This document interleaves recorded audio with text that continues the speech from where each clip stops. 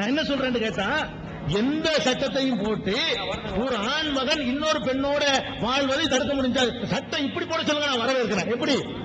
அதாவது ஒரு ஆண் மகன் இன்னொரு பெண்ணோட எந்த வகையிலையும் உறவு வச்சுக்கிற கூடாதுன்னு தடுக்க சொல்லுங்க பார்ப்போம். கல்யாணம் தான் 100 சின்ன வீடு வச்சுக்கிட்டா எந்த குற்றமும் இல்லை இந்த நாட்டில். அவன் விரும்பினான், அவளும் விரும்பினால், அவனும் விரும்பினான். இந்த நாட்டில் மாத்திரம் இல்ல, உலகத்தில் எந்த நாட்டிலும் குற்றம் இல்லை. 2 பேரை விரும்பி ஒரு ஆம்பளை 200 பொம்பளை வச்சுக்கிட்டாலும் எந்த நாட்டு சட்டத்திலையும் குற்றம் இல்லை. அப்ப நீங்க சடங்காக இதை பாக்குறீங்களா, உயிரோட்டமா நீங்க பாக்குறீங்களா? நீங்க வெறும் வார்த்தையை பாக்குறீங்க. 2 பொண்டாட்டின்னு மட்டும் பாக்குறீங்க. 2 பொண்டாட்டியும் 2 வப்பாட்டியும் சேம் ஒண்ணுதான், ஒரே மாதிரியான காரியம் தான் நடக்குது. அதுல இது மேலானதா இல்லையா? அப்படிதான் இஸ்லாம் அனுமதிக்குது. ஒண்ணு, அதுல நிறைய கண்டிஷன்கள், நேர்மையா நடக்கணும், பாரபட்சமா நடக்கணும், தேவையா இருக்கணும். இதுல ஒண்ணு கவனிக்கணும், 2 மனைவி என்பது எப்ப சாத்தியப்படும்? நல்லா யோசிச்சு பாருங்க. எப்ப சாத்தியப்படும்? ஆண்களை விட பெண்கள் எண்ணிக்கை தாறுமாறு அதிகமா போய் அவங்களுக்கு வாழ்க்கை கிடைக்காம அவங்க இருக்கக்கூடிய அந்த கட்டத்துல 2வது நாள் பரவாயில்லைன்னு ஒருத்தர் வருவான். அப்பதான் அது கிடைக்கும். அது மாதிரி ஒரு காலம் வரலாம், ஒரு உலக போர் வரலாம். ஒரு 50 லட்சம் பேர் திடீர்னு போயிருவான் ஆம்பளை, 50 லட்சம் பேர் இளைஞனா இருப்பான், 50 லட்சம் விதவை வெளியில நிப்பா. இவளுக்கு ஒரு முறையான வாழ்க்கையை கொடுக்கறதுக்கு ஏதாவது செய்யலன்னு சொன்னா விபச்சாரம் மற்ற மாதிரி காரியங்கள் நடக்கும். அது மாதிரியான ஒரு கட்டத்தில் ஒருத்தர் முன்வர போய் தானே என்ன நடக்குது. அப்படி எல்லாம் யோசித்து எல்லா காலத்துக்கும் ஒரு பொதுவான ஏற்றுக்கொள்ளத்தக்க சட்டமா இது சொல்லி இருக்குது. எப்ப கிடைக்குமோ, எப்ப ஒத்துக்குருவாங்களோ அப்பதான் நடக்க போகுது. கம்பல்சரி எடுத்துக்கொண்டே நடக்க போறது இல்ல. 2வது வாழ்க்கைப்பட ஒருத்தர் வர்றாருன்னு சொன்னா 1வது வாழ்க்கை கிடைக்கல, கஷ்டமா இருக்குது, கூரக்கும்பா இருக்குதுன்னு அர்த்தம். அப்படி அடிப்படையில் இஸ்லாம் சொல்லதை தவிர நீங்க நல்ல நியாய உணர்வோடு நீங்க சிந்திக்கணும். இல்லையா? எந்த காரியம்? சின்ன வீடு செட்டப், சின்ன வீடு பர்மனன்ட் இல்லாட்டாலும் ஒரு நாளைக்கு ஒண்ணு செய்யறானா இல்லை.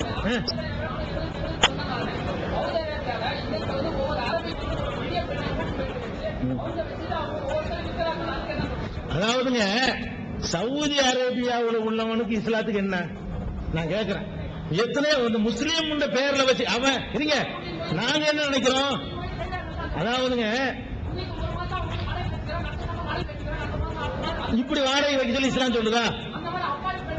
கண்டிப்பா கண்டிப்பா. அதாவது இது கேளுங்க, இதுக்கு மரணம் இல்ல, பண திமுறை. எந்த சமுதாயத்தில் இப்படி தாறுமாற பணம் குவியுதோ அவன் அப்படி நடக்கிறான். அந்த திமுறை இது சவுதியில செஞ்சா நம்ம எப்படி ஆதரிப்போம்? சவுதியில இங்க இருந்து 10 வயசு பிள்ளையும் 13 வயசு பிள்ளையும் கடத்திட்டு போயிடுறான், காசுக்கு வித்துட்டு போயிடுறான். விக்கிறவனு சொன்ன கட்டு போய் விற்கிறான், அவனு வாங்கிட்டு போறான்னா அவன் செய்யற இஸ்லாம் ஆயிருமா?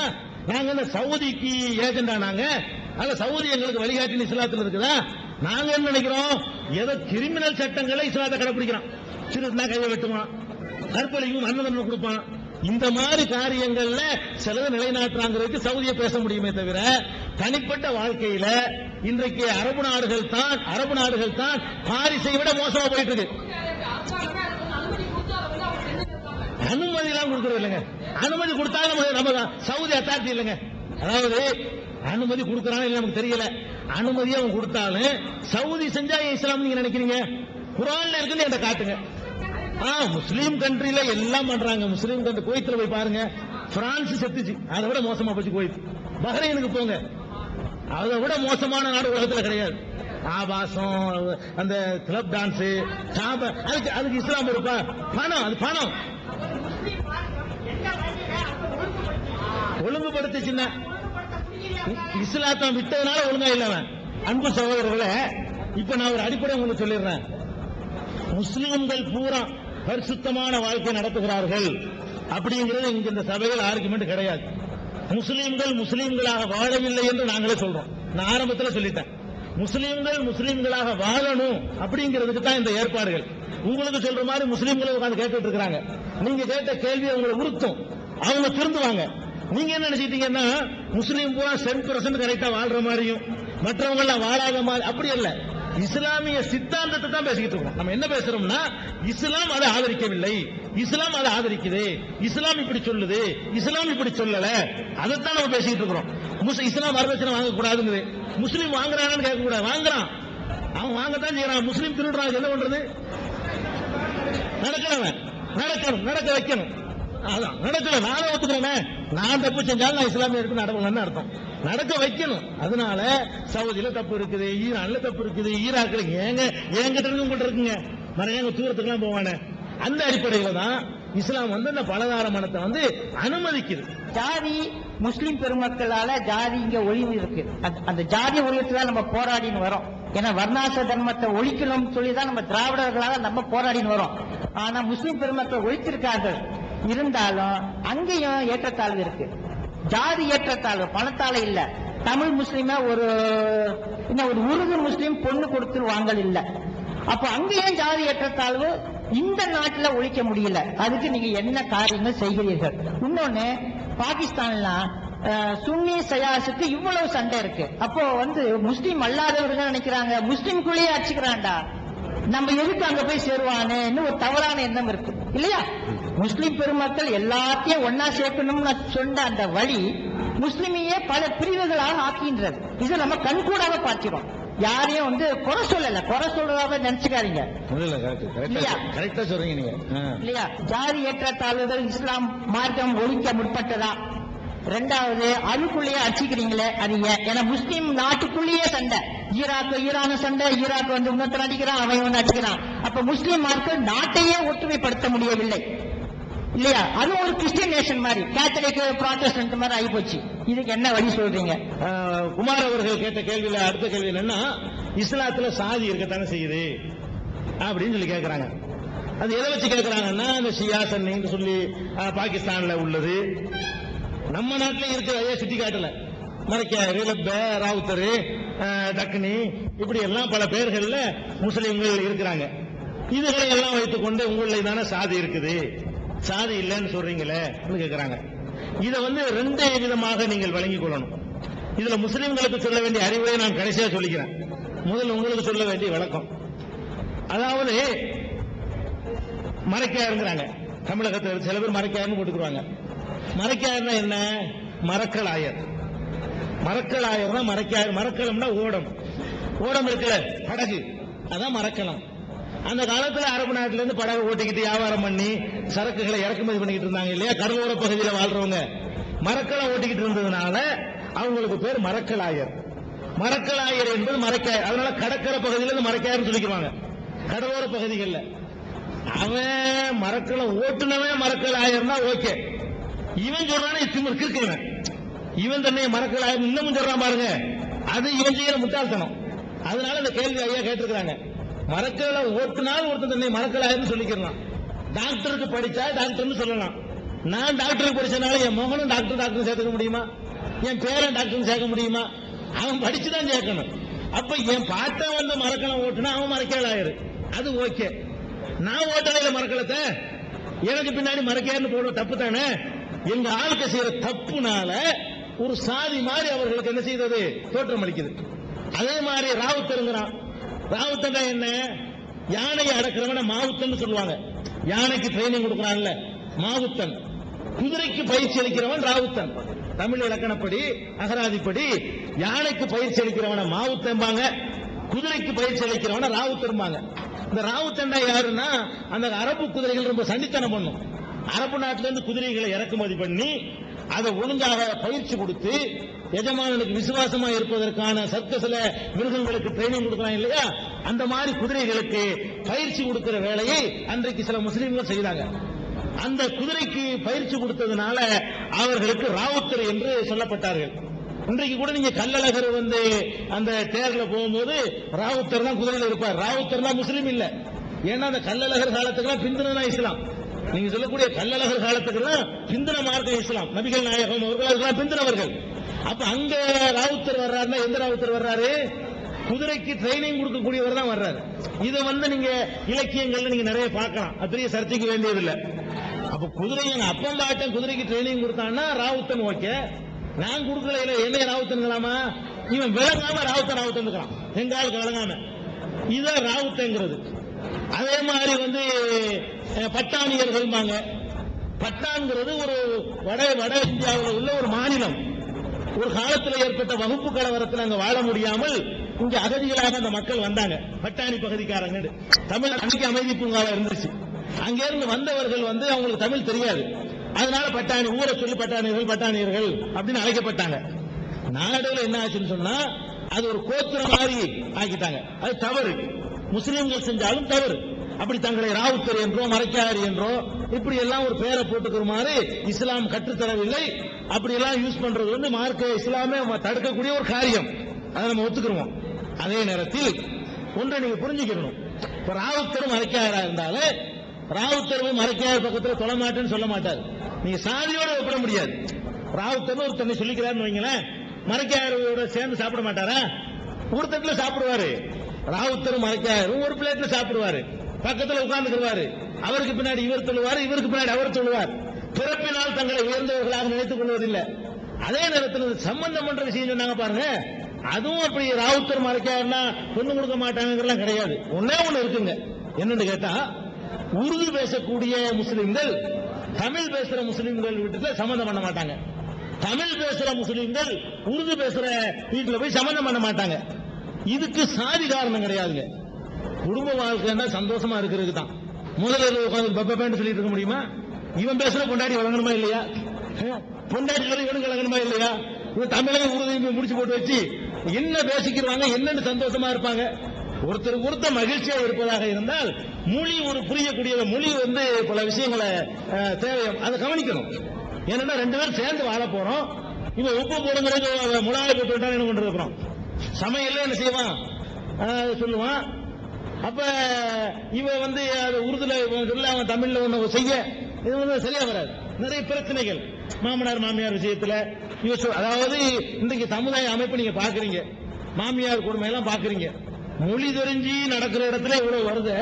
ஒரு மொழி தெரியாத மருமகளை நான் வீட்டுல வச்சுக்கிட்டு என் மாமியார் என்ன சொல்றான்னு அவருக்கு புரியாத இடத்துல ஒண்ணு கிடக்க ஒண்ணு பண்ணி நாளைக்கு பிரிஞ்சு போறதுக்கா?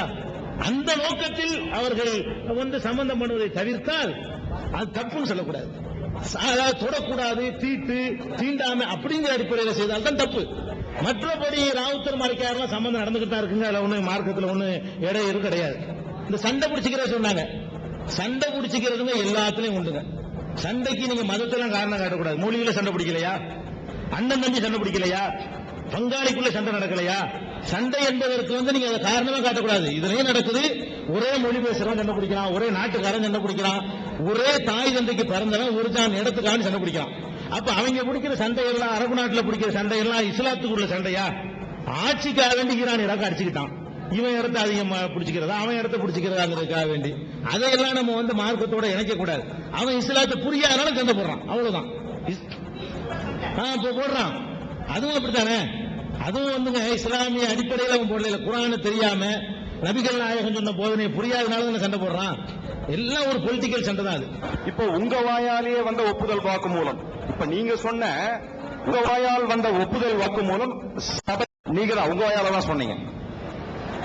உங்க வாயால சொன்ன சாட்சி வச்சு சொல்றேன். கடந்த மார்ச் 6ஆம் தேதி நீங்க என்ன பண்ணிருக்கீங்க? நம்ம இதுல இருந்து நம்ம அண்ணா நகர்ல இருந்து முதல்வர் வீட்டுக்கு முற்றுகை அப்படின்ற ஒரு போராட்டத்தை நடத்தியிருக்கார். பாபர் மசூதி இடிக்கப்பட்டு தரைமட்டம் ஆக்கப்பட்டவுடன் அந்த இடம் டிசம்பர் 6 இல்ல டிசம்பர் 6 நடந்தது. பாபர் மசூதி இடிச்ச உடனே இங்க அந்த விவாதத்தை பத்தி நானும் என்னுடைய நண்பர் இங்க சித்திக் முகமது சித்திக் ஐயா அவர்களும் ஒரு இஸ்லாமிய சகோதரர்கிட்ட போய் விவாதம் பண்ண, என்னையா இடிச்சுட்டாங்களே நீங்க எல்லாம் ஒண்ணு கேட்கலையா, இப்படி எல்லாம் பண்ணிட்டு இருக்காங்களே. அந்த சகோதரர் சொன்ன ஸ்டேட்மெண்ட் வச்சு சொல்றேன் நானு, இஸ்லாமிய சகோதரனாக இருக்கக்கூடியவன் வணக்கத்தலத்தை இந்த இடத்துலதான் வச்சுக்கணும்னு சொல்லல. அது சர்ச்சைக்குரிய கட்டடம், அதை இடிச்சுட்டாங்க. இடிச்சுட்டா விட்டுட வேண்டியதுதானே. நாட்டின் நலன் கருதி நம்ம சிறுபான்மை மக்களா இருக்கோம், அவர்கள் பெரும்பான்மை மக்களா இருக்காங்க. அப்படி இருக்கிற பட்சத்துல நீ அதை விட்டுட வேண்டியதானே. அதை போய் நீ ஏன் சண்டை போட்டுட்டு இருக்க? மார்ச் 6ஆம் தேதி அங்கிருந்து முதல்வர் வீட்டுக்கு முற்றுகை போராட்டம்ன்றது வந்து ஒரு வன்முறையை தூண்டுற மாதிரி இல்லையா? இதுக்கு தலைமையேற்று நடத்தக்கூடியவர் இன்னைக்கு இந்த விவாதத்துல பதில் சொல்லக்கூடியவர் இல்லையா அப்படின்னு கேட்டாரா இல்லையாப்பா? கேட்டார். இதோ சாட்சி இங்க இருக்கு. நீங்க சொன்ன சபை வந்து எங்க வேணாலும் வணங்கலாம்னு சொன்ன வந்து ஒரு அந்த ஸ்டேட்மெண்ட்டுக்கு உண்டான சபை சாட்சி இங்க இருக்கு. இதுக்கு ஒரு கேள்வி பதில் சொல்லுங்க. அதாவது இந்த பாபர் மசூதி சமுதாய நல்ல கேள்விதான் கேட்டிருக்காங்க. பாபர் மசூதியை இடிச்சுட்டாங்க, அதுலதான் தொழுவணும்னு சட்டம் கிடையாது. எங்கேயும் தொழுவலாம், எங்க வேண்டாலும் தொழுவலாங்கும் போது அதை விட்டுட்டு பேசாம வேற இடத்துல போக வேண்டியானுங்க. இந்த ஒரு நல்ல கேள்விதான் கேட்கிறார், அழகான கேள்வி. இந்த கேள்விக்கு விடை சொல்வதற்கு முன்னாடி நான் ஒரு திருப்பி ஒரு கேள்வி கேட்கிறேன். ஐயாவுக்கு ஒரு எந்த ஏரியா உங்களுக்கு? எந்த ஏரியா உங்க ஏரியா? செய்யாறுல இருந்து வந்திருக்கேங்க. மணிவண்ணன் பேரு. செய்யாறுல இருந்து வந்திருக்கேன். மணிவண்ணன் ஏரியா ஏரியா செய்யாருங்க. வடார்காடு மாவட்டம். வடார்காடு மாவட்டம். செய்யாறு அவருடைய ஊரு. செய்யாறுல அவருக்கு ஒரு 5 கிரவுண்ட்ல ஒரு இடம் இருக்குது வச்சுக்கிறோமே, ஒரு வீடு இருக்குது. அந்த வீட்டுல தான் அவர் இருக்கணும்னு கேட்டாங்க. எங்க இருக்கலாம்? அங்கதான் இருக்கணும். கைதட்ட வேணாம். அந்த இடத்துல தான் இருக்கணும். எங்கேயும் அவர் குடியிருக்கலாம். ஆனாலும் எங்க இருக்கலாம்லப்பா அப்படின்னு சொல்லி நான் போய் இடிக்க போனேன்னா அந்த இடத்தில் என்ன உணர்வு வரும் சொன்னா என்னுடைய உரிமை இங்க பாதிக்கப்படுது. இது ஒரு பள்ளிவாசலாக இருக்கிறதுக்கு ஒவ்வொரு பள்ளியிலையும் வரும், ஒவ்வொரு விஷயத்திலையும் வரும், ஒவ்வொரு தனி மனிதனுடைய உரிமைகளையும் இது வரும். அப்படிங்கிற அடிப்படையில் தான் அது மீட்கப்படுதே தவிர, அது வேணும் நினைக்கிறமே தவிர அங்க தொழுதால் தான் தொழுகை நிறைவேறும் என்பதற்காக அல்ல. உரிமை பிரச்சனை என்பது ஒவ்வொரு தனிப்பட்ட மனிதனுக்கு உரிமை இருக்குது, சொசைட்டிக்கு உரிமை இருக்குது, மதத்துக்கு உரிமை இருக்குது, சங்கத்துக்கு உரிமை இருக்குது. ஒவ்வொருவருடைய உரிமைகளும் பேணப்பட வேண்டும். இது உரிமை மீறியது என்ற அடிப்படையில் இல்ல அப்படி சொன்னீங்கன்னா நான் விளக்கமா சொல்றேன். நீங்க முஸ்லீம் விளக்கம், அதாவது சகோதரர் கேட்கிற கேள்வி அடுத்த கேள்வி என்ன தெளிவா சொல்றேன்னா, அது தொழுகையே நடக்காத இடம்ங்கிறாங்கல்ல, அதுக்காக வேண்டி நான் பாபர் மசூதியுடைய வரலாறையே நான் சொல்ல கடமைப்பட்டிருக்கிறேன். சுருக்கமாக 1949ஆம் ஆண்டு தான் பாபர் மசூதி விவகாரம் ஆரம்பிக்குது இந்தியாவில். நல்லா விளங்கிக்கணும். பள்ளிவாசலுடைய வயசு 450 ஆண்டு, 420 வருஷம் ஆச்சு பள்ளிவாசல் கட்டப்பட்டு. 420 வருஷத்துக்கு முந்தினவர் தான் பாபர். அவர் காலத்தில் கட்டப்படுது. அந்த பள்ளிவாசல் கட்டப்பட்டு 400 ஆண்டுகளாக இந்த நாட்டில் அது சம்பந்தமா எந்த வழக்கும் கிடையாது. பாபர் காலத்தில், அதாவது கோயிலை இடித்துவிட்டு அந்த பள்ளியை கட்டியிருப்பார்களே, ஆனால் மத உணர்வோடு நாங்க பாபர் மசூதிக்கு போராடலங்க. ஒரு இந்து கோயில முஸ்லீம் இடிச்சாலும் போராடுவோம். இந்து கோயில முஸ்லீம் இடிச்சாலும் அதை இந்துக்களுக்கு பெற்றுத் தருவதற்கு நாங்க போராடுவோம். உரிமை என்ற அடிப்படை தான் அது. நீங்க ஞாபகத்தில் வச்சுக்கணும். அப்ப பாபர் மசூதியை பாபருடைய காலத்தில் அவருடைய தளபதி கட்டுறாரு. அவருடைய ஆட்சி காலத்தில் யாரும் அதை பிரச்சனையா எழுப்பவில்லை. என்ன கேளுங்க, அவரை கட்டினவரை மன்னருக்கு பயந்து இருந்திருக்கலாம். பாபருக்கு அப்புறம் அவருடைய மகன் ஹுமாயூன் ஆட்சிக்கு வர்றார். இந்த ஹுமாயூனுடைய ஆட்சி காலத்தில் யாராவது இதை பிரச்சனையை கிளப்பினாங்களா? கிளப்பல. அது எப்படி கிளப்புவாங்கன்னு ஐயா கேட்கிறாரு. அதுவும் கிளப்ப மாட்டாங்க. ஹுமாயூனுக்கு அப்புறம் அக்பர் ஆட்சிக்கு வர்றாரு. அக்பர் யாரு? பாபருடைய பேரன். பாபருக்கு 25 வருஷத்துக்கு பிறகு அக்பர் ஆட்சிக்கு வர்றார். அக்பரை பொறுத்த வரைக்கும் அவர் முழுக்க முழுக்க இஸ்லாத்தை வெளியேறி ஒரு புது மதத்தை உண்டாக்கினார், தீன இலாஹி. ஒன்னு. இரண்டாவது, தன்னுடைய அரசவைகள் எல்லாம் ரஜபுத்திரர்களைத்தான் வைத்துக் கொண்டார். அவர் திருமணம் செய்ததெல்லாம் ரஜபுத்திர பெண்களைத்தான் திருமணமும் செய்தார், அந்த புறத்திலும் வைத்திருந்தார். முஸ்லிம்களோடு எந்த விதமான ஒட்டு உறவும் இல்லாமல் தான் அவருடைய மொத்த ஆட்சியும் நடந்தது. இன்னும் சொல்ல போனால் அவருடைய இன்னைக்கு இந்து சகோதரர்கள் கூட அக்பர் மகா சக்கரவர்த்தின்னு சொல்லுவாங்க. இந்துத்துவ சக்திகள் கூட ஒத்துக்குவாங்க. இந்து சகோதரர்கள் நான் சொல்லல, இந்துத்துவ அவர் ஒத்துக்குவாங்க. அந்த மாதிரி ஆட்சி பண்ணக்கூடிய அக்பர் வந்திருக்கிற ஆட்சிக்கு சுத்தி இருக்கக்கூடிய அமைச்சர்கள் எல்லாம் ரஜபுத்திரர்கள், முஸ்லீம் அல்லாத மக்கள், ராணுவத்தில் அவர்கள். அப்ப அவர்கள் எங்க தாத்தா இடிச்சு விட்டாருங்க, அதை தாங்கன்னு கேட்டிருக்கலாம்ல. பாபர்கிட்ட கேட்க முடியாது, விட்டுருவோம். ஹுமாயூன்ட்ட கேட்க முடியாது, விட்டுருவோம். அவர்கிட்ட கேட்டிருக்கலாம்ல, அக்பர்கிட்ட கேட்டிருக்கலாம்ல, கேட்கல. அவர் காலத்திலையும் கேட்கல.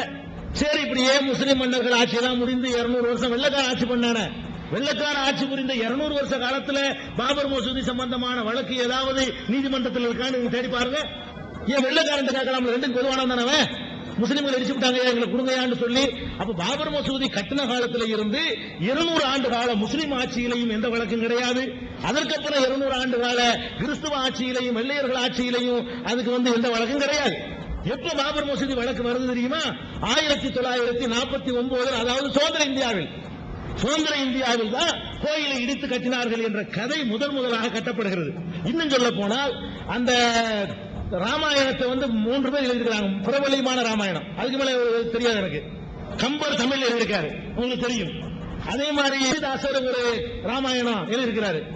அப்புறம் இன்னொரு ராமாயணம் யாரு? வால்மீகி ஒரு ராமாயணம் எழுதிக்கிறாரு. இந்த துளசிதாசர் அவருடைய அக்பருடைய காலத்தில் தான் வாழ்றாரு. அந்த காலத்தில் உள்ளவர். அவர் தன்னுடைய ராமாயணத்திலாவது இந்த மாதிரி ராமருக்கு இங்க ஒரு ஆலயம் இருந்துச்சு என்பதையெல்லாம் அதில் குறிப்பிட்டவர் எழுதியிருக்க முடியும். தன் காலத்திலேயே இடிக்கப்பட்டிருந்தார். இன்னும் சொல்ல போன அக்பருடைய காலத்தில் பாபர் இடிச்சிருந்தார். ஏன்னா கண்ணால் கண்டவர்கள் கொஞ்சம் இருந்திருப்பாங்க. பாபரை எரிச்சிருந்தாரையானால் 25 வருஷம் தான் ஆகுது. பாபருடைய காலத்தில் 25 வயசு உடையவராக இருந்தவர் அக்பர் காலத்தில் 50 வயசு உடையவராக இருப்பார். கண்ணால் கண்டிருப்பார். கொதிச்சு போய் முறையிட்டு இருக்கலாம். எதுவும் நடக்கல. எப்படி நடக்குது தெரியுமா? 1949 வருஷம் ஒரு ஆகஸ்ட் மாதத்துல என்ன பண்றாங்கன்னு கேட்டா, இரவுல தொழுகை நடந்துகிட்டு இருக்கு பள்ளிவாசல்ல. இரவுல இஷான்ற ஒரு நைட்டு தொழுவாங்க 8 மணிக்கு, 8, 8:30, 9 அந்த ரேஞ்சில தொழுவாங்க. இஷா என்ற தொழுகையை தொழுது விட்டு முஸ்லிம்கள் வீட்டுக்கு போயிடுறாங்க. அன்றைக்கு நல்ல இரவுல வந்து இஷாங்கிறது கடைசி ஒரு நாளுடைய 5வது தொழுகை.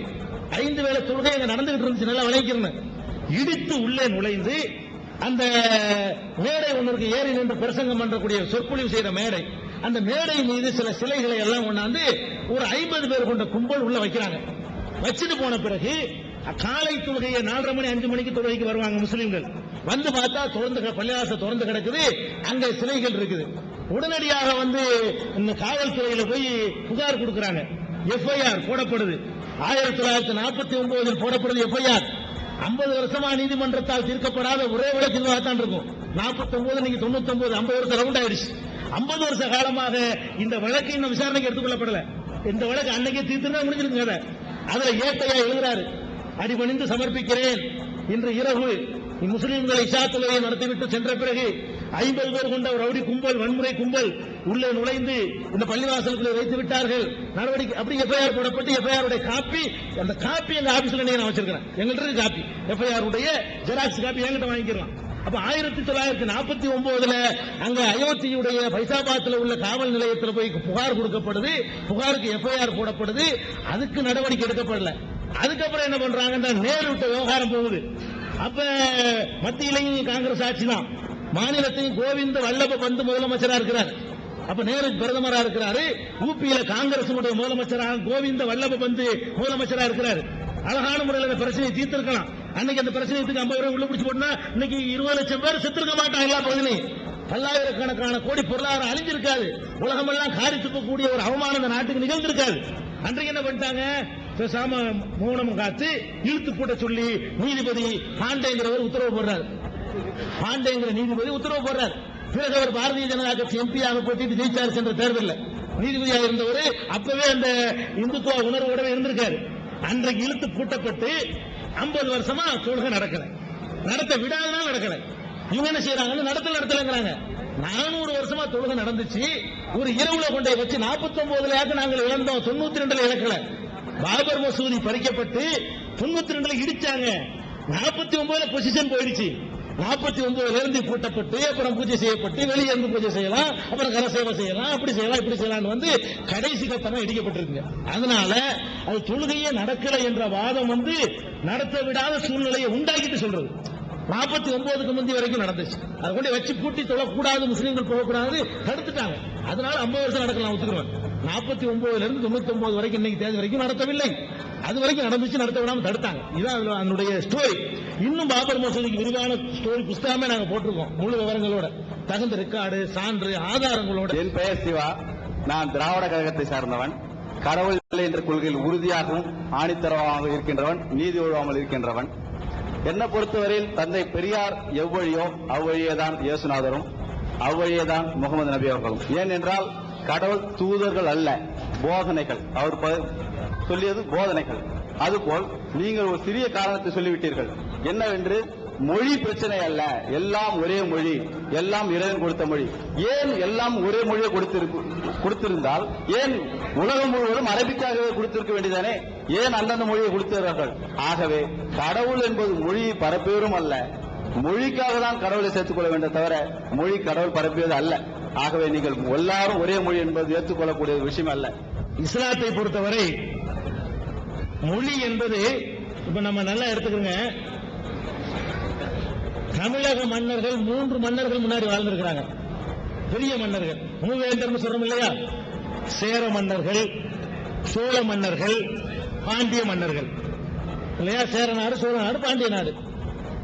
சேர நாடுங்கிறது எது என்றீங்கன்னா இப்ப கேரளா.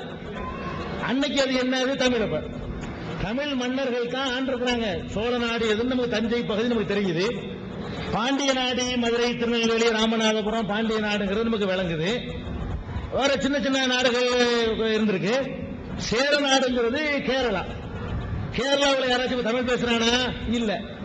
அப்ப எதுக்கு இதை நான் சொல்ல வர்றேன்னு கேட்டா, அன்றைக்கு கேரளாவில் பேசப்பட்ட மொழி தமிழ் தான். அன்னைக்கு சேர மன்னர்கள் ஆண்டிருக்கிறாங்களே, தமிழ் தான் ஆண்டுச்சு. அந்த தமிழ் தான் அப்படி திருவி ஒரு மூக்குனால சொல்லி ஒரு மாதிரி ஆகி மலையாளம் வேற மொழியா போயிடுச்சு.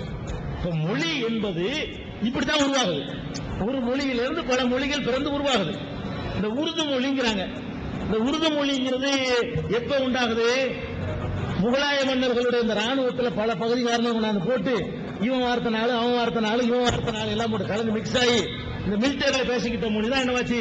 உருது மொழியாக உருவாகுது. அப்ப மொழி என்பதெல்லாம் இப்படி மனிதன் தன்னுடைய கருத்துக்களை தெரிவிப்பதற்காக உள்ள ஒரு சாதனம், அவ்வளவுதான். இன்னும் சொல்ல போனா மொழி இல்லாம ஒரு ஊமை இருப்பான், அவனும் கூட தன்னுடைய கருத்தை தெரிவிக்கத்தான் செய்வான். அது கடவுளுக்கு விளங்கான்னு சொல்ல முடியாது. ஊமை இருக்கான தமிழ் ஊமையனும் இங்கிலீஷ் ஊமையனும் ஒரே மாதிரி தானே. ஆங்கில ஊமையான ஆங்கில மாநிலத்தை சேர்ந்த ஒரு ஊமையனா இருந்தாலும் சரி, தமிழ் ஊமையா இருந்தாலும் சரி, அவனுக்கு ஒரே செய்கை தான், ஒரே மாதிரி தான். அதுக்கு பாஷையே கிடையாது. அப்ப அதுவும் கடவுளுக்கு தெரியுங்கிறது தான். அப்ப கருத்துக்களை வெளியே சொல்வதற்கு தான் மொழி. இது மொழி ஒரே ஒரு மொழி ஆதாம் என்பவர் பேசியிருப்பார், ஏதோ ஒரு மொழி. அது அப்படியே மறுவிக்கிற எந்த மொழின்னு சொல்ல முடியாது. ஒவ்வொருத்தரும் தன்னுடைய மொழின்னு சொல்லிக்கிறான். அப்படியே மறுவிக்கிற வித்திரிச்சு பல மாதிரியாக போயிடுச்சு. அதனாலதான் ஒரு இனத்தை சேர்ந்த பல மொழிகள் இருக்கும். இப்ப அரபுன்னு சொன்னீங்கன்னா அரபு, பாரசி, உருது, மலாய் எல்லாம் அரபு இனத்தை ரைட்ல இருந்து லெப்ட்ல போற மொழி. அது மாதிரியான மொழி. எழுத்துக்கள்லாம் ஒரே மாதிரியா இருக்கும். இப்படி ஒண்ணுல இருந்து சைனா, ஜப்பான் அது ஒரு டைப்பான, அது ஒரு மாதிரியான மொழி. இப்படியேதான் மொழிகள்லாம் உண்டாயிருக்கே தவிர மொழிக்கேடி வேணாம், மொழிக்குன்னு கூடுதல் முக்கியத்துவம் கொடுத்துக்க வேணாம். மனிதர்களுக்கு ஒரு கருத்தை சொல்றது ஒரு சாதனை தான் இதுன்னு சொல்லி இஸ்லாம் மொழியை பத்தி சொல்லிடுது. அது அந்த ஐயா கேட்டதுக்கு பதில். சார், காத்தால 5:30 மணிக்கு ஏன் நம்மளுக்கு புரியாத மொழியில பிரேயருக்கு அழைப்பு கொடுக்குறீங்க? தமிழையே கொடுக்கலாமா? நம்ம ஏன்னா தமிழ் தான் எல்லாருக்கும் தெரிஞ்ச மொழி. இது புரியாத மொழியில எதுக்கு அழைப்பு கொடுப்பானே? பிரேயர்ங்கிறது மனசை பொறுத்த விஷயம், மொழியை பொறுத்த விஷயம். இந்த ஐயா கேட்டதுக்கு என்ன? இது நல்ல கேள்வி. நல்லா தூங்கிட்டு இருக்கும்போது பள்ளிவாசல்ல இருந்து அல்லாஹ் அக்பர் அல்லாஹ் அக்பர்னா இன்னையா இது தமிழ்நாட்டில் உட்கார்ந்துட்டு அல்லாஹ் அக்பர்ங்கிறீங்க? இது ஒரு விகாரமாக ஒரு தோற்றம் அளிக்கிறதுல ஆச்சரியம் இல்லை. ஆனா அதை நீங்க முதல்ல இப்படி புரிஞ்சுக்கிறீங்க. இப்ப நம்ம நாட்டு ராணுவத்தில் எல்லா மாநிலத்துக்காரங்க சேர்றாங்க. சேரும் பொழுது ராணுவத்தில் பயிற்சி கொடுப்பாங்க. பயிற்சி கொடுக்கும் பொழுது வலது இடதுன்னு பயிற்சி கொடுக்க மாட்டாங்க, லெப்ட் ரைட் தான் கொடுப்பாங்க. லெப்ட் நடக்கிறது பயிற்சி கொடுக்கும் பொழுது எப்படி பயிற்சி கொடுப்பாங்க? லெப்ட் ரைட் தான் சொல்லுவாங்க. அதுல தமிழ்காரன் இருப்பான், அவனுக்கு அவனு பிரிச்சு தனியா வலது இடதுங்க முடியாது. அது மாதிரி உருதுக்காரன் இருப்பான், அவனுக்கு தனியா பிரிச்சுக்கிட்டு அவனுக்கு ஒரு வார்த்தையை சொல்ல முடியாது. ஆங்கிலமே அவனுக்கு தெரியாது போனவனுக்கு, இருந்தாலும் என்ன விளங்கிடுவான்? லெப்ட்ல இதை வைக்கணும், ரைட்ல இதை வைக்கணும், அது விளங்க அவனுக்கு. லெப்ட்ல எழுத தெரியாது அவனுக்கு, ஆனா என்ன விளங்கு? லெப்ட்ல அந்த காலை வைக்கணும், ரைட்ல அந்த காலை வைக்கணும், முடிஞ்சு வச்சு கதை அப்படிங்கிற அளவுக்கு விளங்கி வச்சிருப்பான். அதை விட்டுருங்க. இப்ப நம்ம நாட்டினுடைய தேசிய கீதம் ஒண்ணு வச்சிருக்கிறோம், ஜனகான மன அதி நாயக ஜெயங்கிறோம். இது வங்காள மொழியில உள்ளது. வங்காள மொழி சிறந்தது என்பதற்காகத்தான் அது தேசிய மொழி ஆக்கியிருக்கோமா? வங்காளத்தோட தமிழ் மட்டமா? இல்ல. அது எதுக்காக ஆக்கியிருக்கிறோம்? எழுதினவன் நல்ல ஒரு கவிஞன் என்பதற்காக ஆக்கியிருக்கலாம். அல்ல அவருடைய கருத்து நல்லா இருக்குது, எல்லா மாநிலத்தையும் சேர்த்து சொல்றாருங்கிறதுக்காக ஆக்கியிருக்கலாம். அதுலயும் கூட தவறு கண்டுபிடிக்கிறவங்களா இருக்கிறாங்க. பஞ்சாப் சிந்து, சிந்து பாகிஸ்தான்ல இருக்குது, ஏன்டா பஞ்சாப் சிந்து கத்திரிங்கன்னு சொல்றவங்க இருக்கிறாங்க, அது வேற விட்டுருங்க. ஆனா தேசிய கீதம் சொல்லி தமிழ்நாட்டில் உட்கார்ந்துக்கிட்டு தனி தேசிய கீதம் பாட முடியுமா? தமிழனா இருந்தாலும் ஜனகணமனன்னு பாடுறோம், அவன் மலையாளியா இருந்தாலும் ஜனகணமனதான். எந்த நாட்டுக்காரனா தனித்தமிழ் பேசக்கூடியவர்களா இருந்தாலும் அந்த இதை முடிக்கும் பொழுது ஜனகணமனங்கிறாங்க. இதுல நம்ம என்ன பார்க்கறது இல்ல, எந்த மொழி ஏண்டா வைக்கலன்னு பார்க்க மாட்டேங்கிறோம். அங்க என்ன பார்க்கிறோம் தெரியுமா? ஒரு தேசத்தின் ஒரு ஒருமைப்பாடு. ஒரு நாட்டினுடைய கீதம் எழுதும் போது 72 சொல்லக்கூடாது. 72 சொன்னா கேட்கிறவன் சேஞ்ச் ஆகிட்டு வருவான். அமெரிக்காரன் வர்றான், உங்க நாட்டு தேசிய கீதம் என்ன? இவன் ஒண்ணு அவன் ஒண்ணு. ஒரு தமிழா, மலையாளம், ஒரு கர்நாடகம், 3 பேருக்கு போறான் அமெரிக்காவுக்கு. 3 பேருக்கு தனித்தனி தேசிய கீதம் வச்சுக்கிட்டான்னு வைங்க. என்னப்பா தேசிய கீதம் என்ன? இவன் ஒண்ணு தமிழ்ல படிப்பான், அது இல்லங்க இதுங்க அவன் கன்னடத்துல, இன்னொருத்தன் அது இல்லை இதாங்க அவன் தெலுங்குல. அமெரிக்கா என்னப்பா ஒரு நாடுங்க 3 தேசிய கீதம் சொல்றான், இன்னும் எத்தனை இருக்கும்? இதெல்லாம் ஒரு பணம் இல்லையா? ஒரு நாட்டினுடைய ஒரு யூனிட்டுக்கு ஒற்றுமை என்பதற்காக வேண்டி இந்த மொழி உணர்வை கொஞ்சம் பின்தள்ளி வைப்பது, அது ஒரு தப்பு ஒண்ணும் கிடையாது. நம்ம ஏத்துக்கிட்டு இருக்கிறோம், நம்ம வழக்கத்தில் ஏத்துக்கிட்டு இருக்கிறோம். அந்த அடிப்படையில் இந்த தொழுகைக்கான அழைப்பு இருக்கு பாருங்க, அல்லாஹ் அக்பர், அல்லாஹ் பெரியவன் அழைக்கிறாங்க. இந்த நீங்க உங்களை விட்டுருங்க, இங்க வந்துக்கிற முஸ்லீம்ல நம்ம கேட்கிறேன், அதுக்கு அர்த்தம் தெரிஞ்ச எடுத்துட்டு பாருங்க. இப்ப இந்த அல்லாஹ் அக்பர்னு முழு பாங்குக்கு அர்த்தம் தெரிஞ்ச முஸ்லீம்லாம் கேட்டுக்குமா? முழுசா கடைசி வரைக்கும் இவ்வளவு தான் தெரியுதா? கடைசி வரைக்கும் தெரியுமா? எல்லாம் அல்லாஹ் அக்பர்ல இருந்து ஆரம்பிச்சு லா இலாஹ இல்லல்லாஹ் முடிகிற வரைக்கும் அத்தனைக்கு அர்த்தம் சொல்லக்கூடியவங்க.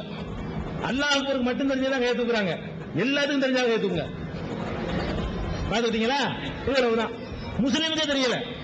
இவர்கள் எல்லாம் தொழக்கூடிய முஸ்லீம்கள்.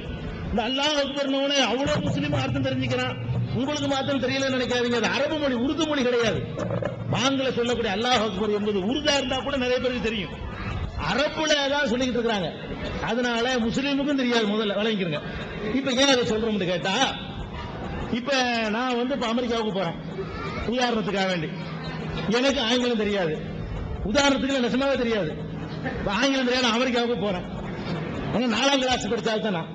இப்ப அமெரிக்காவுக்கு போன உடனே அங்க இருந்து ஒரு பள்ளிவாசல்ல இருந்து பள்ளிவாசல் கட்டணம் இருக்குது, அங்க இருந்து ஆங்கிலத்துல கடவுள் பெரிய அவனுக்காக வேண்டி பிரிச்சு தனியா வலதுகிறதுங்க முடியாது. அது மாதிரி உருதுக்காரன் இருப்பான், அவனுக்கு தனியா பிரிச்சுக்கிட்டு அவனுக்கு ஒரு வார்த்தையை சொல்ல முடியாது. ஆங்கிலமே அவனுக்கு தெரியாது போனவனுக்கு. இருந்தாலும் என்ன விளங்கிடுவான், லெப்ட்ல இதை வைக்கணும், ரைட்ல இதை வைக்கணும், அது விளங்க அவனுக்கு. லெப்ட்னு எழுத தெரியாது அவனுக்கு, ஆனா என்ன விளங்கு, லெப்ட்னு அந்த காலம் வைக்கணும், ரைட்னு அந்த காலம் வைக்கணும், முடிஞ்சு வச்சு கதை அப்படிங்கிற அளவுக்கு விளங்கி வச்சிருப்பான். அதை விட்டுருங்க. இப்ப நம்ம நாட்டினுடைய தேசிய கீதம்னு ஒண்ணு வச்சிருக்கிறோம், ஜனகன மன அதி நாயக ஜெயங்கிறோம். இது வங்காள மொழியில உள்ளது. வங்காள மொழி சிறந்தது என்பதற்காகத்தான் அது தேசிய மொழி ஆக்கியிருக்கோமா? வங்காளத்தோட தமிழ் மட்டமா? இல்ல. அது எதுக்காக ஆக்கியிருக்கிறோம்? எழுதினவன் நல்ல ஒரு கவிஞன் என்பதற்காக ஆக்கியிருக்கலாம். அதுல என்னுடைய கருத்து நல்லா இருக்குது, எல்லா மாநிலத்தையும் சேர்த்து சொல்றாருங்கிறதுக்காக ஆக்கியிருக்கலாம். அதுலயும் கூட தவறு கண்டுபிடிக்கிறவங்களா இருக்கிறாங்க. பஞ்சாப் சிந்து, சிந்து பாகிஸ்தான்ல இருக்குது, ஏன்டா பஞ்சாப் சிந்து கத்துறீங்கன்னு சொல்றவங்க இருக்கிறாங்க, அது வேற விட்டுருங்க.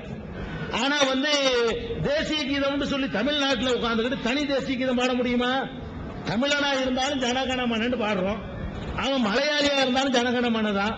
எந்த நாட்டுக்காரனா தனித்தமிழ் பேசக்கூடியவர்களா இருந்தாலும் அந்த இதை முடிக்கும் பொழுது ஜனகணமனங்கிறாங்க. இதுல நம்ம என்ன பாக்குறது இல்ல, எங்க மொழி ஏண்டா வைக்கலன்னு பார்க்க மாட்டேங்கிறோம். அங்க என்ன பார்க்கிறோம் தெரியுமா? ஒரு தேசத்தின் ஒரு ஒருமைப்பாடு. ஒரு நாட்டினுடைய கீதம் எழுதும் போது 72 சொல்லக்கூடாது. 72 சொன்னா கேட்கிறவன் சேஞ்ச் ஆகிடுவான். அமெரிக்காக்காரன் வர்றான், உங்க நாட்டு தேசிய கீதம் என்ன, இவன் ஒண்ணு அவன் ஒண்ணு. ஒரு தமிழா, மலையாளம், ஒரு கர்நாடகம், 3 பேர் போறான் அமெரிக்காவுக்கு. 3 பேருக்கு தனித்தனி தேசிய கீதம் வச்சுக்கிட்டான்னு வைங்க, என்னப்பா தேசிய கீதம் என்ன, இவன் ஒண்ணு தமிழ்ல படிப்பான், அது இல்லங்க இதுங்க அவன் கன்னடத்துல, இன்னொருத்தன் அது இல்ல இதாங்க அவன் தெலுங்குல. அமெரிக்கா என்னப்பா ஒரு நாடுங்க 3 தேசிய கீதம் சொல்றான், இன்னும் எத்தனை இருக்கும்? இதெல்லாம் ஒரு பணம் இல்லையா? ஒரு நாட்டினுடைய ஒரு யூனிட்டுக்கு ஒற்றுமை என்பதற்காக வேண்டி இந்த மொழி உணர்வை கொஞ்சம் பின்தள்ளி வைப்பது, அது ஒரு தப்பு ஒண்ணும் கிடையாது. நம்ம ஏத்துக்கிட்டு இருக்கிறோம், நம்ம வழக்கத்தில் ஏத்துக்கிட்டு இருக்கிறோம். அந்த அடிப்படையில் இந்த தொழுகைக்கான அழைப்பு இருக்கு பாருங்க, அல்லாஹ் அக்பர், அல்லாஹ் பெரியவன் அழைக்கிறாங்க. இந்த நீங்க உங்களை விட்டுருங்க, இங்க வந்துக்கிற முஸ்லீம்ல நம்ம கேட்கிறேன், அதுக்கு அர்த்தம் தெரிஞ்ச எடுத்துட்டு பாருங்க. இப்ப இந்த அல்லாஹ் அக்பர்னு முழு பாங்குக்கு அர்த்தம் தெரிஞ்ச முஸ்லீம்லாம் கேட்டுக்குமா? முழுசா கடைசி வரைக்கும் இவ்வளவு தான் தெரியுதா? கடைசி வரைக்கும் தெரியுமா? எல்லாம் அல்லாஹ் அக்பர்ல இருந்து ஆரம்பிச்சு லா இலாஹ இல்லல்லாஹ் முடிகிற வரைக்கும் அத்தனைக்கு அர்த்தம் சொல்லக்கூடியவங்க. அல்லாஹ் அக்பருக்கு மட்டும் தெரிஞ்சதான் கேட்டுக்கிறாங்க, எல்லாத்துக்கும் தெரிஞ்சா கேட்டுக்குங்க. பாத்துட்டீங்களா? இவ்வளவுதான். முஸ்லீமுக்கே தெரியல. இவர்கள் எல்லாம் தொழக்கூடிய முஸ்லீம்கள். இந்த அல்லாஹ் அக்பர்னு அவ்வளவு முஸ்லீம் அர்த்தம் தெரிஞ்சுக்கிறான், உங்களுக்கு மாத்திரம் தெரியலன்னு நினைக்காதீங்க. அது அரபு மொழி, உருது மொழி கிடையாது. பாங்கில சொல்லக்கூடிய அல்லாஹ் அக்பர் என்பது உருதா இருந்தா கூட நிறைய பேருக்கு தெரியும், அரபுல தான் சொல்லிக்கிட்டு இருக்காங்க. அதனால முஸ்லீமுக்கும் தெரியாது, முதல்ல விளங்கிக்கிறங்க. இப்ப ஏன் அதை சொல்றோம்னு கேட்டா, இப்ப நான் இப்ப அமெரிக்காவுக்கு போறேன் உதாரணத்துக்காக வேண்டி. எனக்கு ஆங்கிலம் தெரியாது, உதாரணத்துக்கு நெசமாவே தெரியாது. ஆங்கிலம் தெரியாது, அமெரிக்காவுக்கு போறேன். 4ஆம் கிளாஸ் படிச்சால்தான் நான். இப்ப அமெரிக்காவுக்கு போன உடனே அங்க இருந்து ஒரு பள்ளிவாசல்ல இருந்து பள்ளிவாசல் கட்டணம் இருக்குது, அங்க இருந்து ஆங்கிலத்துல கடவுள் பெரிய தொழுகை சம்பந்தமா ஒரு சந்தேகம் இருக்கு. நீங்க ரம்ஜான் நோம்பும் போது 30 நாள் விரதம் இருக்கீங்க. சின்ன பிள்ளைங்கள இருந்து பெரியவங்க வரைக்கும் இருக்கலாம்னு சொல்றாங்க. ஆனா கர்ப்பிணி பெண்கள் இருக்கணுமா? இருக்கிறது கட்டாயம் இருக்கா? ஏன்னா எனக்கு தெரிஞ்ச சகோதரி 8 மாதம் கர்ப்பிணியா இருக்கும்போது நோன்பு இருந்தா எங்க வீட்டுக்கு வந்து இருக்கும்போது நான் சொன்னேன் இருக்கக்கூடாது. ஏன்னா எங்க மதத்துல வந்து அந்த மாதிரி இருந்தா தெய்வத்துக்கு சமானம் சொல்லுவாங்க. நீ இருந்தா உன்னுடைய குழந்தைக்கு ஆபத்துன்னு சொன்னேன். இல்லக்கா எங்க மாமியார் இருக்க சொன்னாங்க, நான் இருக்கிறேன்னு சொன்னா பிறக்க வேண்டிய நேரத்தை முந்தி பிறந்துச்சு குழந்தை. அதனால அது இருக்கலாமா இல்ல எப்படின்னு சந்தேகிச்சு. அழகான கேள்வி கேட்டிருக்கிறாங்க. அதாவது ரம்ஜான் மாசத்துல நோன்பு இருக்காங்க இல்லையா, எதுவும் சாப்பிடாமல் குடிக்காமல் இருக்கணும் பகல் நேரங்கள்ல 1 மாதம். இந்த நோன்பு வந்து கர்ப்பிணி பெண்கள் இருக்கலாமா என்பது அவங்களுடைய கேள்வி. யாரோ ஒருத்தர் இருந்திருக்கிறாங்க, இவங்க கூட வேணான்னு சொல்லும் பொழுது கூட மீறி இணைஞ்சிருக்கிறாங்க, எங்க மாமியார் இருக்க சொல்றாங்கன்னு இருந்தாங்களாம். இஸ்லாம் என்ன சொல்லுன்னு கேட்கிறாங்க. அதாவது இஸ்லாத்தை பொறுத்த வரைக்கும் நோன்பு என்பதே கட்டாய கடமை, ஆண் பெண் எல்லாருக்கும் கடமை. அதுல விதிவிலக்காக சில பேர் சொல்லப்பட்டிருக்கிறாங்க. சிறுவர்களுக்கு, பருவமடையாத சிறுவர்களுக்கு நோன்பு கடமை இல்லை. மாதவிடாய் நாட்களில பெண்களுக்கு நோன்பு கடமை இல்லை. கர்ப்ப காலத்துல பெண்கள் நோன்பை விட்டுட்டு இன்னொரு நாள் வச்சுக்கலாம். மாதவிடாய் நேரத்தில் பெண்கள் நோன்பை விட்டுட்டு இன்னொரு நாள் வச்சுக்கலாம். இந்த கர்ப்பிணியா இருக்கிறாங்கல்ல, அந்த காலகட்டத்தில் ரம்ஜான் மாசம் வந்துருச்சுன்னா பிறகு 1 மாசத்துல அவங்க அந்த நோன்பை என்ன செய்யலாம், வைத்துக் கொள்ளலாம், இன்னொரு நாள்ல வச்சுக்கலாம். அது மாதிரி பால் கொடுக்கக்கூடிய தாய்மார்கள், அதனால் குழந்தைக்கு ஏதாவது கேடு வரும், ஊட்டச்சத்து குறையும் என்று கருதுவார்களே, ஆனால் அவர்களும் அந்த நோன்பை விட்டுவிட்டு இன்னொரு நாளைக்கு வைத்துக் கொள்ளலாம். வெளியூர் பிரயாணத்தை மேற்கொள்ளக்கூடியவர், பிரயாண கஷ்டத்தினால் அவருக்கு வந்து அந்த பிரயாணத்தில் அதிகமா தாகம் எடுக்கும், பிரயாணத்தில் அதிகமா பசிக்கும், அந்த மாதிரி பிரயாண கலைப்பினால் அவர் நோன்பை தொடர முடியாத நிலைமை ஏற்படுமானால் அவரும் நோன்பை வந்து 3 நாளைக்கு வச்சுக்கலாம். நோயாளியாக இருக்கிறார், நோயாளியாக இருந்தால் 2 வகையான நோய், தீரக்கூடிய நோய், தீராத நோய். தீராத நோயுடையதாக இருந்தால் வைக்க வேண்டிய தேவையே இல்லை. வசதி இருக்குமானால் ஒரு நோன்பை விடுவதற்காக ஒரு ஏழைக்கு உணவளிக்கணும். தீரக்கூடிய நோய் உள்ளவராக இருந்தால் வைத்த வலி, தலைவலி, தீரக்கூடிய நோய், எய்ட்ஸ் தீராத நோய். அப்ப தீரக்கூடிய நோய் உள்ளவராக இருக்காருன்னு வைங்க, அவர் என்ன பண்ணணும்னா தீர்ந்த பிறகு வச்சுக்கணும். நோய் தீர்ந்த பிறகு 2 நோன்பு வைக்க முடியலையா, வைத்த வலி வைக்கல, ரம்ஜான் முடிஞ்சு வேற நாள்ல வச்சுக்கலாம். அந்த நாள்ல தான் வைக்கணுங்கிறது கட்டாயம் கிடையாது. அது மாதிரி தள்ளாத வயதுடையவர்கள் அவர்கள் நோன்பு வைக்காமல் வசதி இருக்குமானால் ஒரு ஏழைக்கு உணவளிக்கலாம். ஒரு நோன்புக்கு பதிலாக ஒரு ஏழைக்கு உணவு, வசதி இல்லாட்டி அதை விட்டுறலாம். இப்படி விதிவிலக்கானவர்கள் இஸ்லாத்தினுடைய எல்லா கடமைகளுமே சக்திக்கு உட்பட்டு தான், சக்தி இல்லைன்னா அவ்வளவுதான். அப்படி சொல்லக்கூடிய ஒரு மார்க்கம் தான் இஸ்லாம்ங்கிறது. கர்ப்பிணி பெண்ணு நோன்பு வைக்கிறது அவங்களுக்கு மார்க்கத்தில் சலுகை இருக்குது, வைக்காம இருக்கலாம், ஆனா பிறகு வைக்கணும். கோடிபிகேஷன் ஆஃப் இஸ்லாமிக் லா, இஸ்லாமிய தனிநபர் சட்டம் என்னதான் சொல்லுது அப்படிங்கறத பத்தி நீங்க இங்க ஒரு விளக்கம் கொடுக்கறீங்க. கோழிக்கோட்ல ஒரு மாதிரி, டெல்லியில ஒரு மாதிரி, அகமதாபாத்ல ஒரு மாதிரி. அதனால இந்தியா முழுவதற்கும் பொருந்தக்கூடிய இஸ்லாமிக் தனிநபர் சட்டத்தை வரையறுப்பதற்கான ஒரு ஏற்பாட்டுக்கான முன்முயற்சியை உங்களுடைய ட்ரஸ்ட் எடுக்குமா? அதாவது முதலாவது அவங்களுடைய ஒரு மனக்குறை, அதை கேள்வின்னு கூட சொல்ல முடியாது. இந்த சமுதாயத்தின் மீது உள்ள ஒரு ஆதங்கத்தில் ஒரு தங்களுடைய மனக்குறை வெளிப்படுத்தியிருக்கிறாங்க.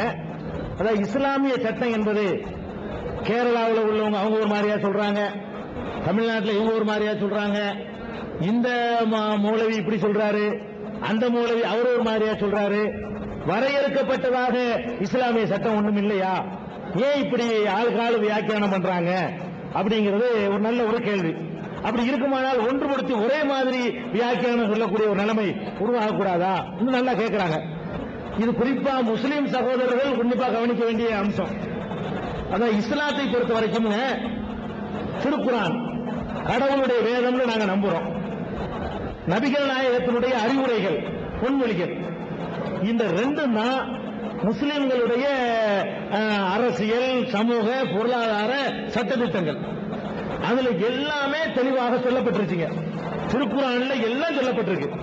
நபிகள் நாயகம் அதுல சொல்லாத 1-2 இருக்குமானால் நபிகள் நாயகம் தங்களுடைய விளக்கத்தின் மூலமாக சொல்லிட்டாங்க. இன்றைக்கு ஷரியத்து சட்டம் என்று இந்த நாட்டில் அங்கீகரிக்கப்பட்டிருப்பது திருக்குறானுடைய விளக்கம் இல்லை, நபிகள் நாயகத்தினுடைய அறிவுரையும் இல்லை. வேற என்னன்னு கேட்டீங்கன்னா இஸ்லாமிய சட்டம் என்னை மாதிரி ஒருத்தர் அவரா எழுதுவாரு, அந்த புத்தகங்களை தான் ஷரியத் சட்டம்னு இந்தியாவில் ஏத்துக்கிட்டு இருக்காங்க. முஸ்லீம் ஷரியத் சட்டங்கிறாங்களே அதை தான் ஏத்துக்கிட்டு இருக்காங்க. இப்ப மனிதர்கள் எழுதின புத்தகங்களை என்னை மாதிரி உங்களை மாதிரி மனிதர்கள் எழுதுனதை ஏத்துக்கிறோம்னு வரும் பொழுது நான் ஒண்ணு சொல்லுவேன், நீங்க ஒண்ணு சொல்லுவீங்க, 40 வரும், 4 வரும், 4000 வரும்.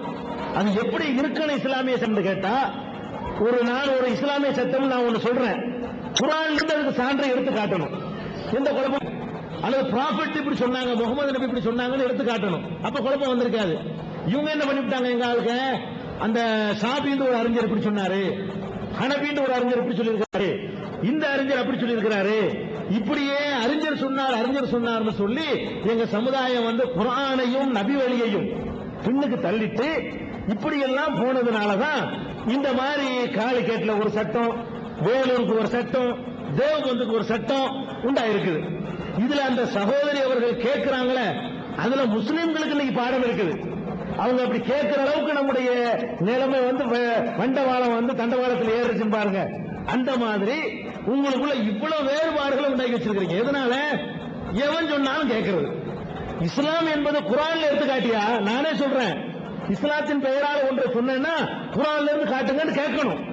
நாங்க இந்த முயற்சியில, எந்த முயற்சியில, அறிஞர்கள் சொன்னார்கள், மூலவிகள் சொன்னார்கள், முல்லாக்கள் சொன்னார்கள் என்பதிலிருந்து இந்த மக்களை மீட்டெடுத்து குர்ஆனில் இருந்து சொன்னதை மட்டும் கேளுங்கள், நபிகள் நாயகம் சொன்னதை மட்டும் கேளுங்கள் என்று 15 ஆண்டு காலமாக நாங்கள் இந்த இயக்கம் நடத்தி பிரச்சாரம் பண்ணிட்டு இருக்கிறோம். பல லட்சக்கணக்கான மக்களை இதன் கீழ் ஒன்று திரட்டி இருக்கிறோம். இந்த மாதிரி பிரச்சாரம் பண்ணுவதற்காக எங்க சமுதாய மக்கள்னாலே நான் வெட்டப்பட்டேன். இதே மாதிரி ஒரு மேடையில் வைத்து அது கழுத்துக்கு வந்தது கையோட போச்சுங்கிற மாதிரி அறுவாள் மேடையில் வந்து வெட்டினாங்க. இதுக்காக வேண்டிய அதுக்கு பிறகும் நாங்கள் தைரியமாக எங்கள் மத்தியில இந்த மூட நம்பிக்கைகள்ல இருந்து விடுபட்டு குர்ஆன்ல இருந்து நபிகள் நாயகத்தினுடைய வழியிலிருந்து சிந்திப்பார்களே, ஆனால் இப்படி மோசமானவர்களாக இருக்க மாட்டார்கள் என்பதை, இவ்வளவு கொடுமைகள் நடக்காது என்பதற்காக வேண்டி 15 ஆண்டு காலமாக பல ஊர்களில் பள்ளிவாசலுக்குள்ளே வச்சு 2000 பேர் சேர்ந்து என்னை ஒரு ஆள் அடிச்சாங்க. லெப்புக்குடிக்காடுங்கிற ஊர்ல, மேலப்பாளையங்கிற ஊர்ல அதே மாதிரி பண்ணாங்க. நாகூர்ல தர்காவுக்கு முன்னாடி நின்று நாங்கள் பேசும் பொழுது டீப் லைட்டுகளால் அந்த சேர்களால் அடிக்கப்பட்டு முத்துப்பேட்டையில நாங்கள் தாக்கப்பட்டோம். 15 ஆண்டு காலத்தில் நாங்கள் தாக்குதலுக்கு உள்ளான எங்க சமுதாயத்தினால ஒரு 200க்கு மேல இருக்கும். அவ்வளவுக்கும் பிறகு இன்றைக்கு மக்களை தட்டி எழுப்பி பெரிய விழிப்புணர்ச்சி இன்னைக்கு ஏற்பட்டிருக்குங்கிற மறுக்க முடியாது. இன்னும் அதற்காக எங்களை அர்ப்பணித்து சகோதரி அவர்கள் சொன்ன மாதிரி ஒரே மாதிரியான ஒரு குர்ஆன் சொல்லக்கூடிய சட்டத்தின் பக்கம், நபிகள் நாயகம் சொல்லக்கூடிய அந்த சட்டத்தின் பக்கம் எங்க சமுதாயத்தை திரட்டுவோம். அப்ப இந்த மாதிரி கேள்வி கேட்கக்கூடிய நிலைமை இருக்காது. இந்த கொடுமைகள் நடக்குதுங்கல்ல, அந்த அவ்வளவு கேள்விகள் இருக்காது. அந்த நிலைமையை உருவாக்க நாங்கள் முயற்சி பண்ணுவோம். ஒண்ணு.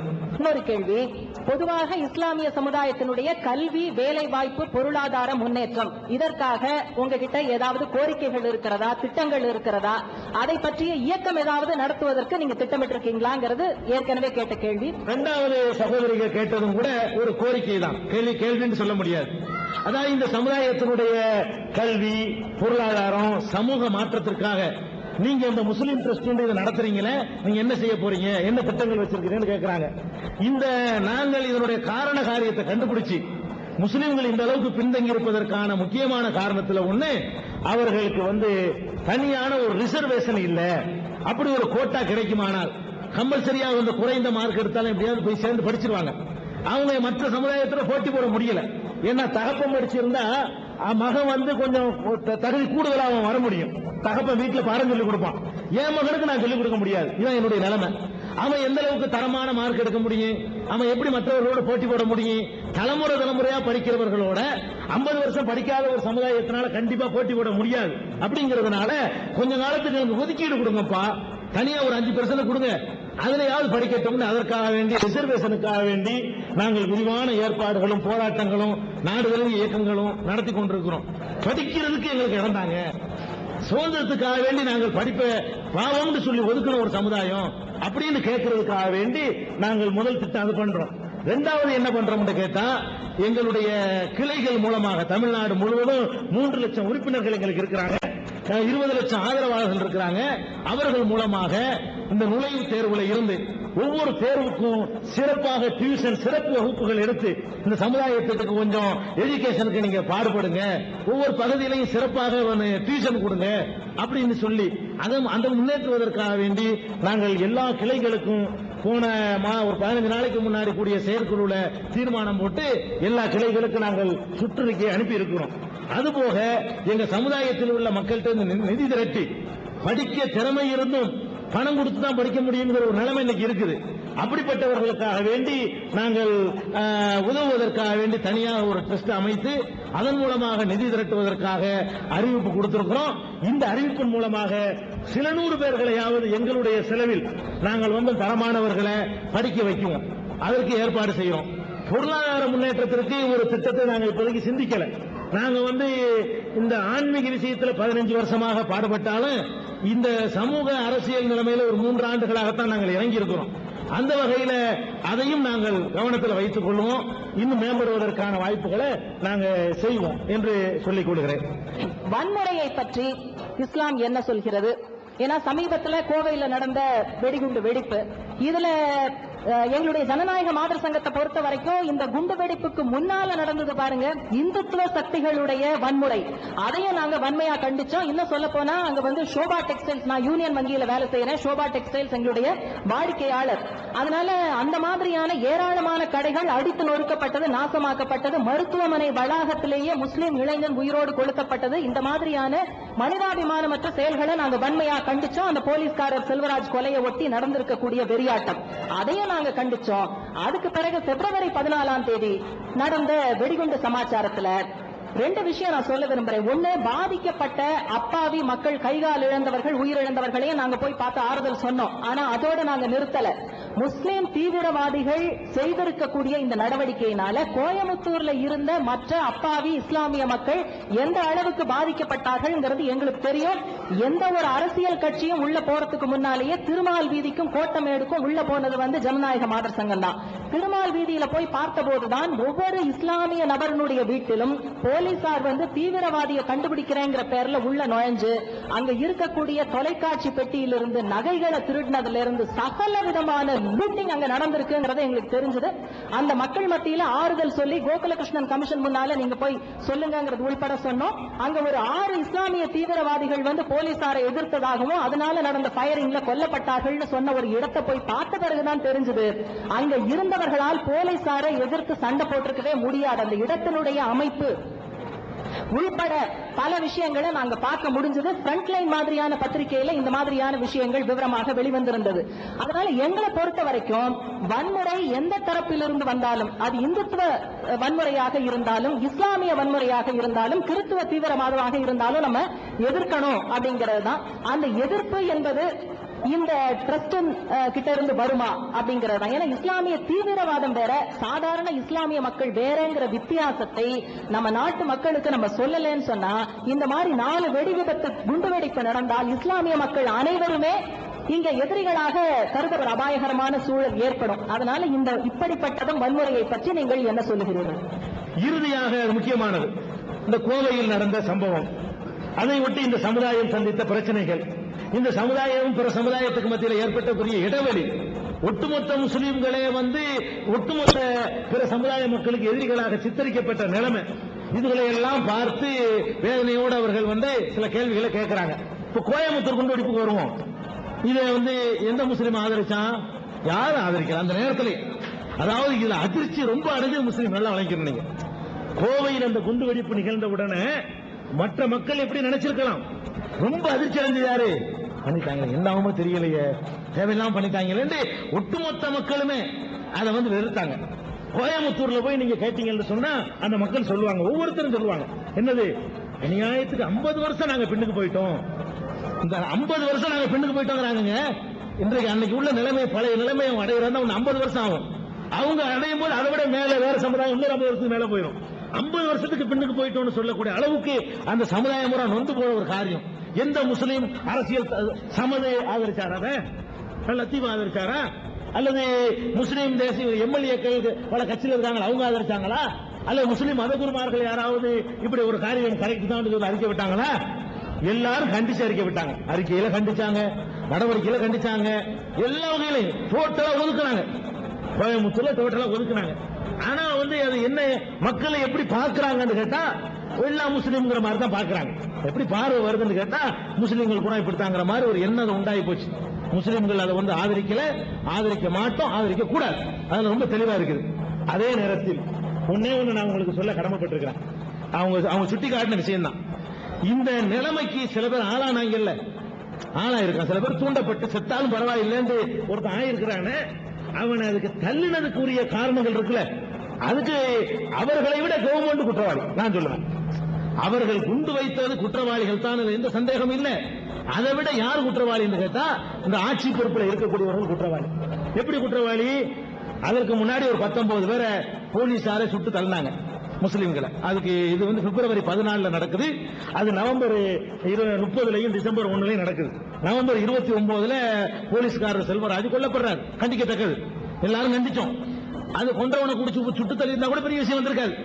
அல்லது புடிச்சு நீதிமன்றத்தில் நிப்பாட்டி உயர்ந்தபட்ச தண்டனை எதுவோ அதை வாங்கி கொடுத்திருந்தா அதுல ஒரு விவகாரம் வந்திருக்காது. இந்த ஒருத்தன் எவனோ ஒரு ரவுடிகள் வந்து ஒரு போலீஸ்காரனை கொன்றதுக்காக வேண்டி ஒட்டுமொத்த சமுதாயத்தையும் எதிரிகள் மாதிரி ஆக்கி போனவன் வந்து, அதாவது எந்த அளவுக்குனாங்க, 11 வயது பையனை பாத்துக்கிறேன், இழுத்து சண்டை போடும்போது செத்தானா 11 வயசுக்காரன். 19 பேர்ல 11 வயசு பாலகம் ஒருத்தன். அவன் 11 வயசு பாலகன் முறைக்கு போலீசாரால சுட்டு கொல்லப்பட்டாங்க. 1000 கோடிக்கு அதிகமான முஸ்லிம்களுடைய சொத்துக்கள் சேதமாக்கப்பட்டு, சோபா சொன்னாங்களே, அந்த ஒரு கடை மாத்திரமே ஒரு 50 கோடி ரூபாய்க்கு மேல இருக்கும் அரசாங்கத்தில் காட்டின கணக்கு பிரகாரம். அப்ப அந்த மாதிரி 1000 கோடி ரூபாய்க்கு மேல பொருளாதார இழப்பு ஏற்பட்டுச்சு. இந்த இழப்புக்கு வந்து கவர்மெண்ட் நடவடிக்கை எடுக்கணும் இல்லையா? என்ன செஞ்சிருக்கணும்? இதை செய்தவர்கள் யாரோ அவர்கள் மீது நடவடிக்கை எடுத்திருக்கணும். ஒரு நடவடிக்கையும் இந்த தேதி வரைக்கும் எடுக்கப்படலைங்க. இதெல்லாம் அவன் தூண்டப்பட்டான். எப்படி தயார்படுத்தப்பட்டான்னு கேட்டா 19 பேர் பண்ணாங்க இல்லப்பா, யாரு மேல கேஸ், யாருக்கு யாரெல்லாம் சுட்டு தள்ளினானோ அவனுக்கு அண்ணா விருது கொடுத்தாங்க. யாரு சுட்டு தள்ளுற காரணமா இருந்தார்களோ அந்த அதிகாரிகளுக்கு சிறந்த சேவை செய்ததாக அண்ணா விருது, அண்ணா பதக்கம் கொடுத்து கௌரவிக்கப்பட்டுச்சு இந்த நாட்டில், இந்த மாநிலத்தில். இந்த கருணாநிதி கலைஞருடைய ஆட்சியில இப்படி நடந்துச்சு. அவனுக்கு அது ஒரு பெரிய பாதிப்பு. சரி, போலீசாரே தப்பு செஞ்சிருக்கும் பொழுது இதுக்கு நியாயம் கிடைக்கிறதா இருந்தா மத்திய அரசுடைய சிபிஐ தான் விசாரிக்கணும். இந்த போலீஸை விசாரிச்சா நியாயம் கிடைக்காது. யார் தப்பு செஞ்சாங்களோ அவங்களே விசாரித்தால் நியாயம் கிடைக்குமா? சிபிஐ விசாரிக்கட்டும் சொல்லி நாங்க எவ்வளவு கோரிக்கை வச்சோம், போராட்டணும், மக்கள் எல்லாம் திரட்டி பார்த்தோம், அதுக்கு ஏற்பாடு பண்ணல.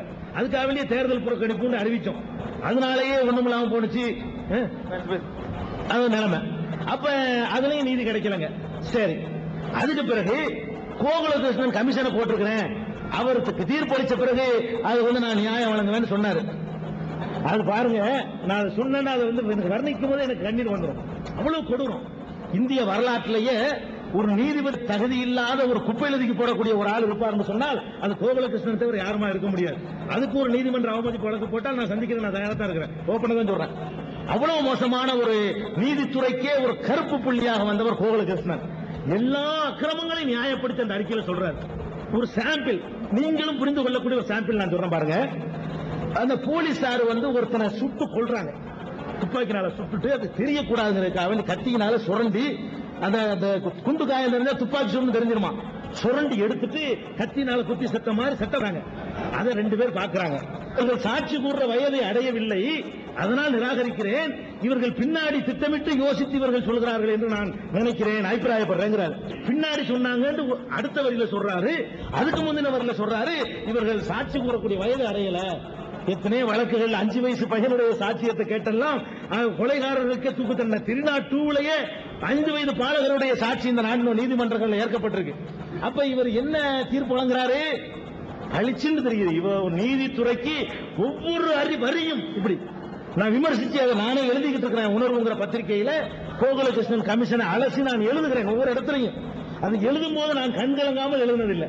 இப்படி ஒரு அநீதி உலகத்தில் யாராவது செய்ய முடியுமா? ஒரு நீதிபதி ஸ்தானத்தில் இருந்தவரால் இப்படி எல்லாம எழுத முடியும் அப்படின்னு நினைக்கிற அளவுக்குங்க எல்லா சாட்சியத்தையும் இதே மாதிரியே நிராகரிக்கிறார்.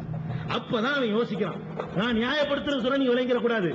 இவன் 2-3 பேரா இருந்தவன் 180 பேர் ஆகுறான். எதை வச்சு ஆகுறான் தெரியுமா? பார் 19 பேரு நியாயம் கிடைச்சா, உனக்கு நீதி கிடைச்சா பார், அண்ணா பதக்கம் கொடுக்கறத பாடுறா, இந்த நாட்டில் உனக்கு நீதி கிடைக்காதுடா, ஏற்கு முறை ஏதாவது பண்ணணும்டா இப்படின்னு சொல்லிதான் அவன் ஈர்க்கப்பட்டான். அன்னைக்கே முடிச்சு இந்த 10 பேரையும் முடிச்சு உள்ள போட்டிருந்து சரியான பனிஷ்மெண்ட் கொடுத்த ஒரு சிபிஐ விசாரணைக்கு ஏற்பாடு பண்ணி இருந்தால் அதுவும் நடந்திருக்காது, இதுவும் நடந்திருக்காது, எந்த குழப்பமும் இருக்காது. அப்ப இந்த அநீதி இழைக்கப்பட்டதுனால இவன் இஸ்லாம் இவனை தூண்டல, நல்லா விளங்கிக்கிறங்க, உணர்வு அவனை தூண்டுது, அவனுடைய வெறி என்ன. அதுல அவன் அண்ணனை இறந்தவன் இருப்பான். இந்த 188 பேர் இந்த கேஸ்ல இருக்கிறான்னா அவன் அண்ணன் ஒருத்தனா இருப்பான், அதுல அவன் மாமா ஒருத்தனா இருப்பான், ஒருத்தனுக்கு மச்சானா இருப்பான். நம்ம மாதிரி இந்த மாதிரி பண்ணிவிட்டாங்க, பண்ணுனது பரவாயில்ல, அவர்களுக்கு நடவடிக்கை உண்டா? இன்னைக்கு வரைக்கும் சார்ஜ் ஷீட் போட்டாச்சாங்க.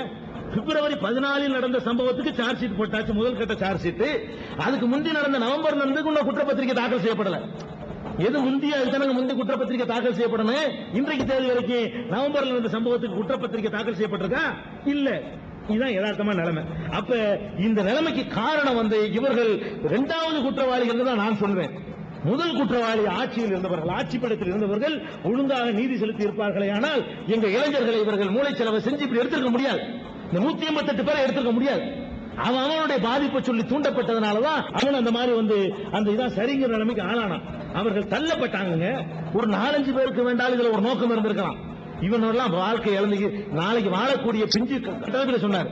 அது பால்வடிய முகங்கள், வாழ வேண்டிய முகங்கள் சொல்றாரு. அப்படிப்பட்டவங்க எல்லாம் எண்ணத்தினால அவங்க வார்த்தெடுக்கப்பட்டாங்க. அக்கா அவனுடைய மாமன் மச்சான் உயிரையோ சொத்தையோ பொருளையோ இழந்திருப்பாங்க.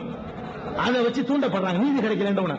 அதனால நீதி வழங்கக்கூடிய ஒரு முறை நம்ம நாட்டில் இல்லாதனால இப்படி ஒரு அசம்பாவிதம்